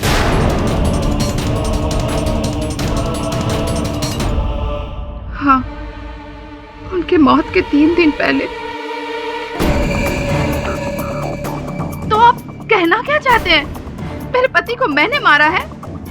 अपने हाथों से मैंने उन्हें जहर देके खून किया है? अब क्या कहना चाह रहे हैं? मैंने ऐसा कब कहा कि आपने उन्हें मारा है? योर ऑनर, सुलेखा जी बहुत ही पढ़ी लिखी महिला है। ये अपने पति की सहायता भी करती थी उनके हीरो के व्यवसाय में। करती थी ना सहायता उनकी। Objection your honour. पाठक साहब फिर से अदालत में बात को घुमा फिरा के रखने की कोशिश कर रहे हैं। जब जीवन जी को जहर वाला दूध दिया गया तब सुलेखा जी अपने बच्चे के साथ अपने कमरे में थी। योर ऑनर, मैंने कब कहा कि सुलेखा जी ने अपने हाथों से दूध के उस गिलास में विष मिलाया? नहीं कहा ऐसा। सुलेखा जी जब जगत राम जी के साथ विवाह करके जगत राम जी के घर पधारी तो दहेज में अपने साथ एक नौकर भी लाई थी, किशन महाराज, घर का बावर्ची। संभव है कि उसी ने सहायता की हो इनकी अपने मकसद को अंजाम देने की। एक मिनट, पर वो ऐसा क्यों करेगी? वो बावर्ची का साथ क्यों देगी? योर ऑनर, मैंने भी इस बारे में बहुत सोचा। अब क्या है कि 10 वर्ष किसी पशु को पालो तो पशु भी वफादार हो जाता है। किशन तो इनके घर के सदस्य जैसा है। जितनी पीड़ा सुलेखा जी को थी जगत राम जी के दूसरी विवाह से, उतनी ही पीड़ा किशन को भी थी। सोचने वाली बात है और ऑनर की पिछली सुनवाई में सुलेखा जी सबसे पहले यहां आकर बैठ गई थी। हाँ, दीदी बहुत पहले घर से निकल चुकी थी।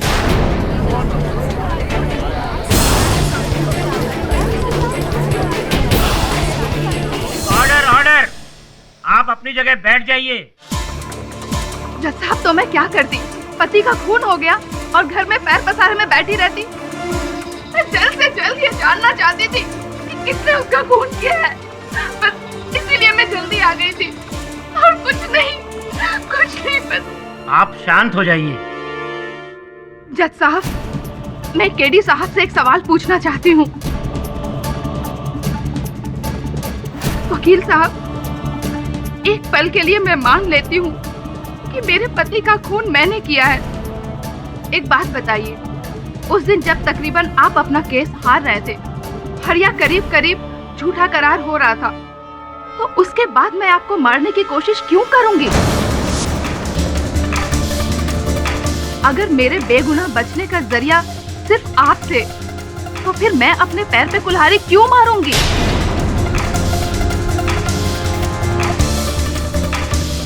बढ़िया पॉइंट, बढ़िया, वाह।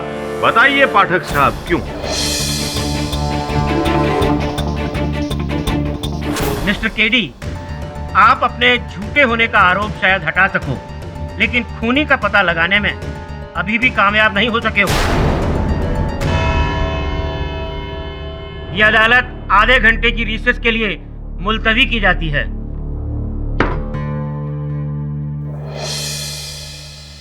सुलेखा सच कह रही थी। मतलब? वो हत्यारे नहीं है। सर, अगर वो हत्यारे नहीं है तो फिर और कौन है? कौन से अधिक क्यों के बारे में सोच। क्यों मुझे कोई मारना चाहेगा, जबकि केस तो मैं हार ही चुका था, हरिया फंस चुका था। क्यों मुझे मारना चाहेगा?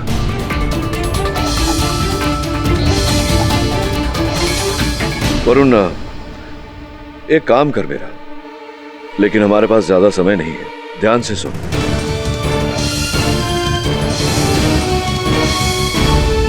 योर ऑनर, इस मुकदमे को लड़ते लड़ते जो बातें अब तक स्पष्ट हो चुकी हैं वो ये है कि जगत राम जी की हत्या विषैले दूध पीने के कारण हुई। उस समय घर में सारे लोग उपस्थित थे, किंतु आरोप हरिया पर लगाया गया। ये पाया गया कि हरिया निर्दोष था। योर ऑनर, ये सारी बातें हम देख और सुन चुके हैं। फिर से इसे दोहराकर अदालत का समय बर्बाद करने की कोई जरूरत नहीं। योर ऑनर, मध्यांतर के पूर्व सुलेखा जी ने जो मुझसे प्रश्न पूछा था, मैं उसी का उत्तर देने का प्रयास कर रहा हूँ कि अंततः वो कौन है जिसने मुझे मारने का प्रयास किया और क्यों। मेरी किसी से आपसी बैर तो है नहीं, फिर मुझे मारने का प्रयास कोई क्यों करेगा? बड़ा सोचने के बाद मुझे इस प्रश्न का उत्तर मिला है कि इस केस को लड़ते समय मैंने कोई ऐसा वाक्य बोला जिससे हत्यारा डर गया और पकड़े जाने के डर से उसने मुझे मारने का प्रयास किया। ऐसा क्या बोला था तुमने केडी? यही है ऑनर कि मैकिनाइन जहर कौन प्राप्त कर सकता है?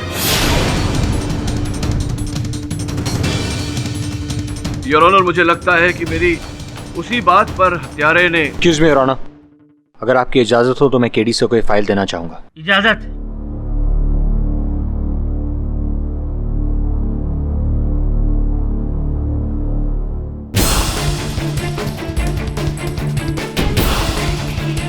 योर ऑनर, मैं मंगत राम जी को एक बार फिर से कटघरे में बुलाने की अनुमति चाहता हूँ। मंगत राम जी, आपको छुट्टियों में विदेश भ्रमण करने का बड़ा शौक है ना?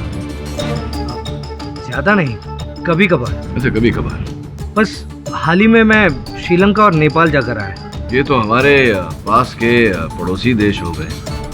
और दूर के देश का क्या भूल गए आप? अभी कुछ 15 दिन पहले ही आप साउथ अफ्रीका गए थे।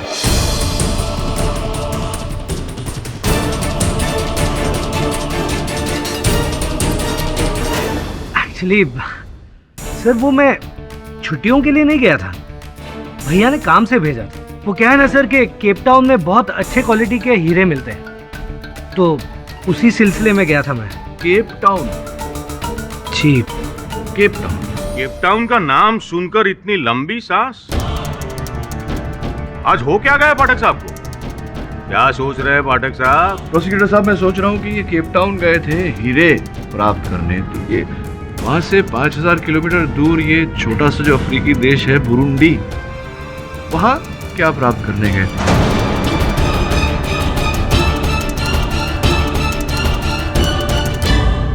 मुझे लगता है ये जो आप हिंदुस्तान पहुंचे, भारतीय कस्टम्स की रिसीट बनाई गई है, कोई दवा लेकर आए थे आप अपने साथ। ये दवा में मैकिनाइन जहर तो नहीं?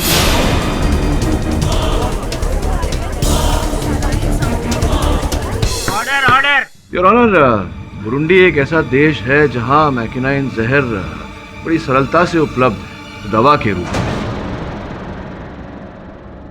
मंगत राम जी, यहाँ देर है अंधेर नहीं, अंततः सत्य सामने आ ही जाता है। घर में आप ही ऐसे एक इकलौते सदस्य है जिसने मैकिनाइन जहर प्राप्त किया। अब आगे कुछ कहने की आवश्यकता तो है नहीं, बात यही थी कि आप अपने बड़े भाई की सफलता, उनकी उपलब्धियों से जलते थे, इसीलिए आपने उनकी... ये बिल्कुल झूठ है। जलता मैं नहीं था, जलते वो थे मुझसे। सारी मेहनत मैं करता था, लेकिन आखिर में फैसला सुनाकर बड़े वो बन जाते थे। सारी तोड़ जोड़ करके प्लानिंग मैं करता था, लेकिन फायदे का पैसा अपने तिजोरी में वो भरते थे। इस बिजनेस में मैं भी आधा पार्टनर था जज साहब, लेकिन मेरे साथ नौकरों से भी बुरा सलूक करते थे। किसी के भी सामने कभी भी बेइज्जत करते थे, चिल्लाते थे। अरे ये क्या है? कल मैंने तुझे जो सेट दिया था उसका हिसाब किताब नहीं लिखा इसमें। ऐसी लापरवाही कैसे करता है मंगत तू? तो आपने सोचा कि एक ही बारी इसी प्रकार से आप अपने सारे समस्याओं का समाधान करें। मेरे पास और कोई रास्ता ही नहीं, थक गया था मैं। कब तक सहता रहता, कब तक छोटा बना रहता। चलिए मंगत जी, अब मेरा कर्तव्य बनता है कि मैं न्यायाधीश महोदय को आपकी कहानी सुनाऊं। Your honour, Mangat Ram ji Burundi देश से मैकिनाइन जहर प्राप्त करके हिंदुस्तान लौटे। ये उचित अवसर की प्रतीक्षा कर रहे थे और तभी हरिया की घटना घटी। बेचारे हरिया ने डांट तो खाई ही, साथ में इस आरोप का शिकार भी बना।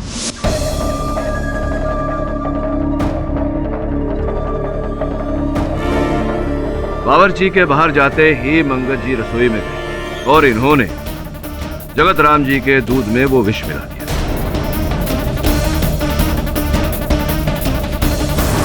मंगत राम जी जानते थे कि विष तुरंत असर करेगा, तो कुछ समय बाद वो जगत राम जी के कक्ष में गए। तब तक जगत राम जी मर चुके थे,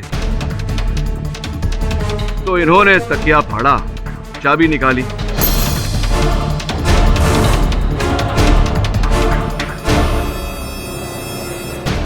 पैसे चुराए,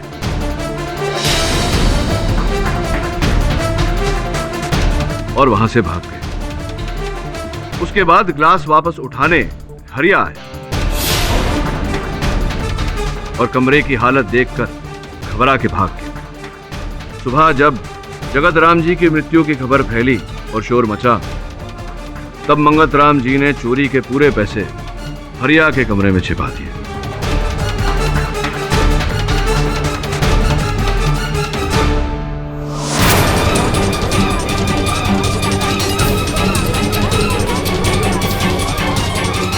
और यहां तक तो इनकी योजना ठीक ठाक चल रही थी, किंतु अदालत में जैसे ही मैंने बात उठाई मैकिनाइन जहर की और उस व्यक्ति की जिसने ये जहर प्राप्त किया, तो ये हड़बड़ा गए और भूल कर बैठे।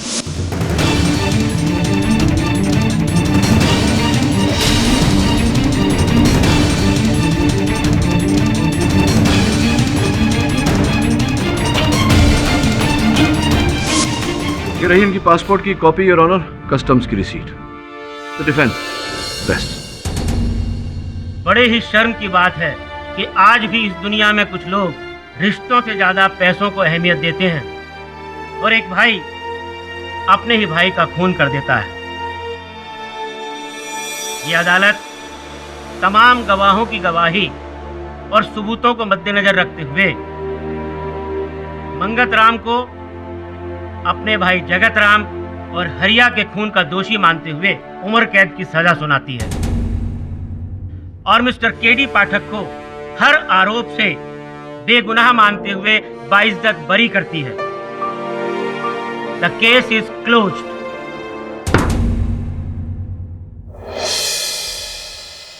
ऐसे और भी मजेदार वीडियो के लिए हमारे चैनल को लाइक, शेयर और सब्सक्राइब करें।